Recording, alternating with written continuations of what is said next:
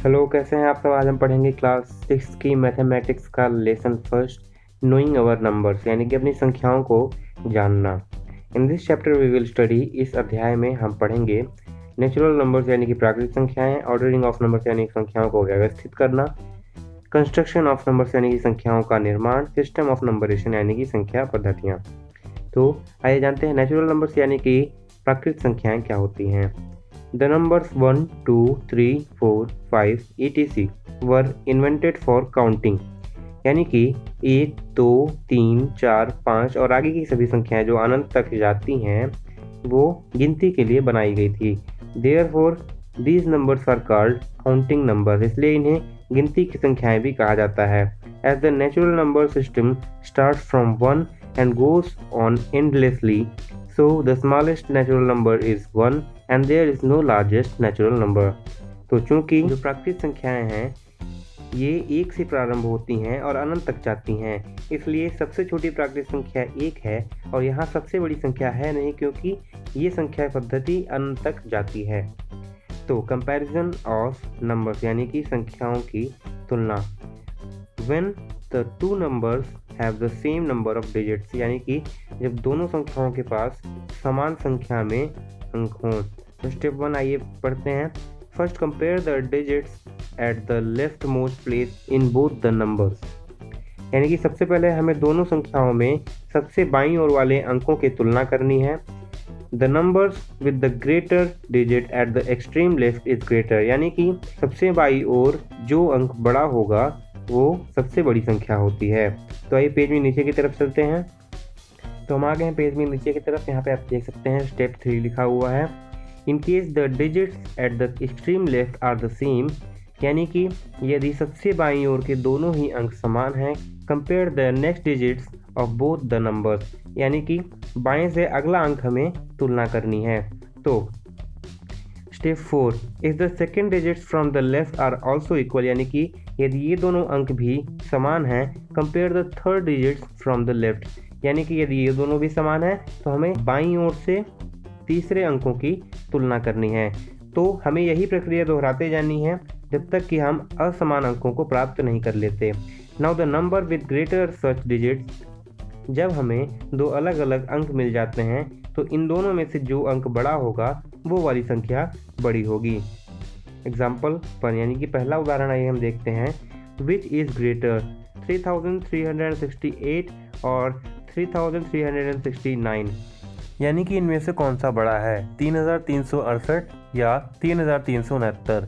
तो चलिए सॉल्यूशन की तरफ देखते हैं। Left most digit in 3368 is 3, यानी कि 3368 में सबसे बाईं ओर का अंक 3 है। And the left most digit in 3369 is also 3, यानी कि 3369 में भी सबसे बाईं ओर का अंक 3 ही है। तो जैसा कि आप जानते हैं 3 और 3 बराबर ही होते हैं, thus we compare the next digit, यानी कि हम अगले अंक की तुलना करेंगे। Next digit in both numbers is 3, यानी कि अगला अंक भी दोनों संख्याओं में 3 है। thus we compare the next digit after 3, यानी कि हम 3 के बाद वाले अंकों की तुलना करेंगे। तो जैसा कि 3 के बाद वाले दोनों ही संख्याओं में जो अंक है वो है 6, जो कि बराबर ही हैं। तो इसके बाद वाले अंकों की तुलना हम करते हैं तो वो है 8 और 9। तो जैसा कि हम जानते हैं कि 9 8 से बड़ा होता है, यानी कि 3369, यानी कि 3369 बड़ी है 3368 से। तो आइए हम दूसरे पृष्ठ में चलते हैं। यहाँ पे दूसरे पेज में हम देख सकते हैं लिखा हुआ है केस सेकेंड, यानी कि दूसरी स्थिति। When the two numbers have different number of digits, यानी कि जब दोनों ही संख्याओं के पास अलग अलग संख्या में अंक हों। Step 1, count the number of digits of each number, यानी कि दोनों ही संख्याओं में अंकों की गणना यानी कि गिनती करनी है।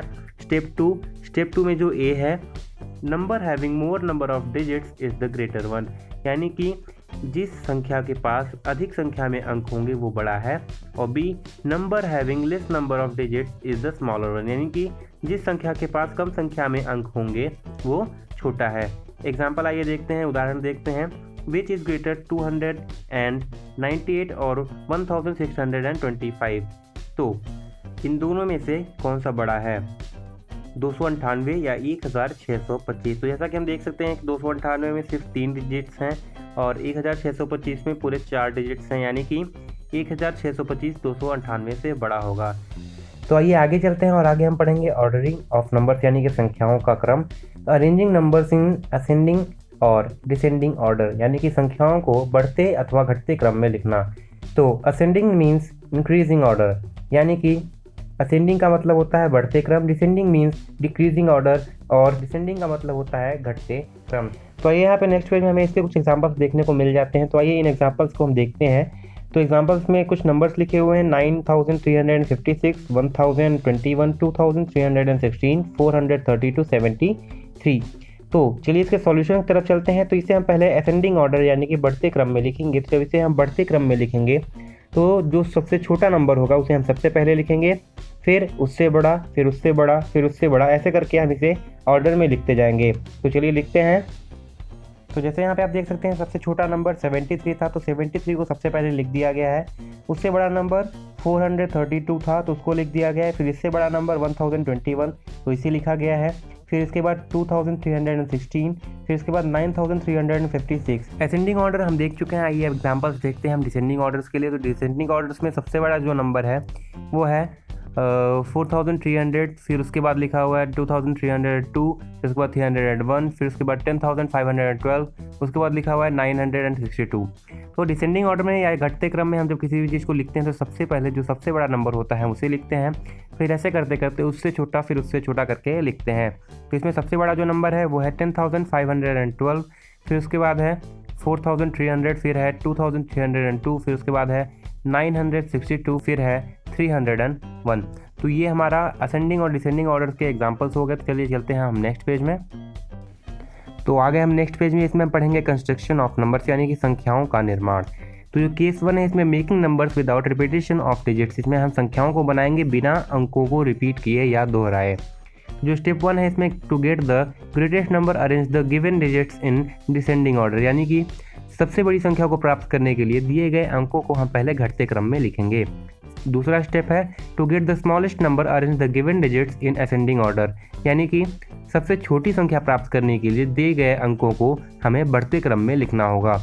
तीसरा स्टेप है do not repeat any digits, जैसा कि मैंने बताया कि इसमें अंकों को दोहराना नहीं है। स्टेप 4 है do not place 0 eight the extreme left place, यानी कि शून्य को हमें सबसे बाईं ओर कभी नहीं रखना है। तो चलिए हम उदाहरण देखते हैं, इसके एग्जांपल्स को देखते हैं। तो इसमें form the largest and the smallest number using the digits 4, 0, 3, 7। तो हमें 4, 0 और 3, 7 को यूज़ करते हुए सबसे बड़ी संख्या बनानी है। तो इसमें सबसे बड़ी संख्या बनाने के लिए हम इसे डिसेंडिंग ऑर्डर यानी कि घटते क्रम में लिखेंगे। इसमें सबसे बड़ा अंक है 7, फिर है 4, फिर है 3, फिर है 0, यानी कि 7430। तो इसमें सबसे बड़ी संख्या जो हमारी बनी वो है 7430। तो अब इन्हीं डिजिट्स का यूज़ करते हुए हम सबसे छोटा नंबर फाइंड करेंगे। तो सबसे छोटा नंबर फाइंड करने के लिए हम इन सभी डिजिट्स को असेंडिंग ऑर्डर में लिखेंगे। असेंडिंग ऑर्डर यानी कि बढ़ता क्रम। इसके लिए सबसे छोटा जो डिजिट है उसे सबसे पहले और सबसे बड़ा जो डिजिट है उसे सबके बाद में लिखेंगे। तो सबसे छोटा डिजिट यहाँ पे 0 है, लेकिन 0 को किसी भी नंबर की स्टार्टिंग में लिखना वर्थलेस होता है। 0 का कोई भी मान वहाँ पे नहीं रह जाता, इसलिए हम इसे कुछ इस प्रकार लिखेंगे कि सबसे छोटा यहाँ पे 3 होगा, उसके बाद 0, फिर 4 और 7। तो इस तरह से हमारा जो नंबर बना वह है 3047। यहाँ पे हम आगे बढ़ चुके हैं। यहाँ हम पढ़ेंगे केस सेकंड यानी कि दूसरी स्थिति making numbers with repetition of digits, यानी कि अंकों को दोहराते हुए संख्याओं का निर्माण। तो जो स्टेप फर्स्ट है इसमें हम पढ़ेंगे to get the greatest number, यानी कि सबसे बड़ी संख्या प्राप्त करने के लिए we repeat the greatest digit, हम सबसे बड़े अंक को दोहराते हैं and place them at the extreme left place, और उसे सबसे बाईं ओर लिखते हैं।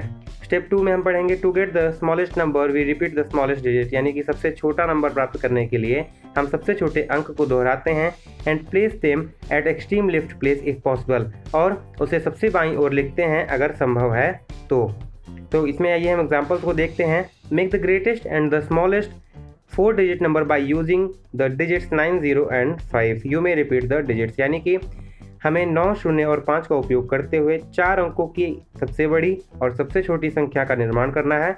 तो ये सॉल्यूशन पढ़ते हैं इसका हम। For making the greatest number we use the largest digit twice and place them at the extreme left place, यानी कि सबसे बड़ी संख्या का निर्माण करने के लिए हम सबसे बड़े अंक को दोहराते हैं, यानी कि 2 बार इसका प्रयोग करते हैं और इसे सबसे बाईं ओर लिखते हैं।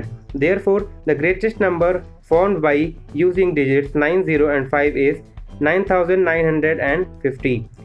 For making the smallest number, we repeat smallest digit twice and place them at the extreme left place if possible. यानी कि सबसे छोटी संख्या प्राप्त करने के लिए हम सबसे छोटे अंक को दोहराते हैं और उसे सबसे बाईं ओर लिखते हैं अगर संभव है तो। क्योंकि यहाँ पे सबसे छोटी संख्या 0 है, अतः इसे हम बाईं ओर नहीं लिख सकते क्योंकि 0 वर्थलेस हो जाता है अगर हम इसे किसी भी नंबर के स्टार्टिंग में लिख देते हैं तो यहाँ पे जो नंबर बनेगा सबसे छोटा 9, 0 और 5 को यूज़ करते हुए वो होगा 5009। तो चलिए हम आगे वाले पेज में चलते हैं। तो यहाँ पे हम आ चुके हैं नेक्स्ट पेज में। यहाँ पे हम पढ़ेंगे effects of exchanging of digits on numbers, यानी कि किसी भी संख्या में अंकों की फेरबदल का क्या असर पड़ता है। In this if the digits of a number are shift from one place to another place, यानी कि इसमें अगर हम किसी भी संख्या के अंकों को एक स्थान से दूसरे स्थान पर रख देते हैं, then the value of the number changes, तब उस अंक का उस संख्या का मान परिवर्तित हो जाता है। तो आइए एग्जांपल हम देखते हैं। Exchange the digits 0 and 7 of the number 4780 and compare the new number with 4780। तो आइए यहाँ पे हम एक्सचेंज करते हैं। तो यहाँ पे लिखा हुआ है 4780, तो यहाँ पे हम 7 को 0 से और 0 को 7 से एक्सचेंज कर देते हैं, तो जो नंबर बनता है वो है 4087। तो अगर हम 0 को 7 से एक्सचेंज कर देते हैं तो जो नंबर बनता है वो 4780 से छोटा होता है। तो चलिए चलते हैं हम नेक्स्ट पेज में। तो हम आ चुके हैं अगले पेज में। यहाँ पे हम पढ़ेंगे लार्जर नंबर्स को, यानी कि बड़ी संख्याओं को। वी ऑलरेडी नो दैट, हम पहले से जानते हैं कि 1 more than 9 is 10, 9 से 1 अधिक 10 होता है। 1 more than 99 is 100, 99 से 1 अधिक 100 होता है। 1 more than 999 is 1000, यानी कि 999 से 1 अधिक 1000 होता है। 1 more than the largest 3-digit number becomes the smallest 4-digit number, यानी कि 3 अंकों की सबसे बड़ी संख्या में 1 जोड़ देने पर वह 4 अंकों की सबसे छोटी संख्या बन जाती है। We observe that the value of each place increases 10 times as we move one place from right to left, यानी कि हम ध्यान देते हैं कि प्लेस वैल्यू चार्ट में जब हम दाहिनी से बाईं ओर किसी भी स्थान पे जाते हैं तो वहाँ पे प्रत्येक स्थान का मान 10 गुना बढ़ जाता है। चाहे हम इकाई से दहाई में जाएं, फिर दहाई से सैकड़ा में जाएं, फिर सैकड़े से हज़ार में जाएं, फिर चाहे हज़ार से लाख में जाएं, ऐसे करते करते प्रत्येक का मान 10 गुना बढ़ता चला जाता है। तो आइए आगे अब पढ़ेंगे सिस्टम ऑफ नंबरेशन, यानी कि संख्या पद्धतियाँ। तो चलिए पढ़ते हैं इंडियन सिस्टम ऑफ नंबरेशन, यानी कि भारतीय संख्या पद्धति। In this system the digits are grouped and these groups are called periods. Starting from right the groups और periods are called ones, thousands, lakhs and crores and so on, यानी कि दाहिनी ओर से प्रारंभ करने पर ये ग्रुप अथवा आवर्त इकाई, हजार, लाख अथवा करोड़ कहलाते हैं। तो चलिए चलते हैं अगले पेज में।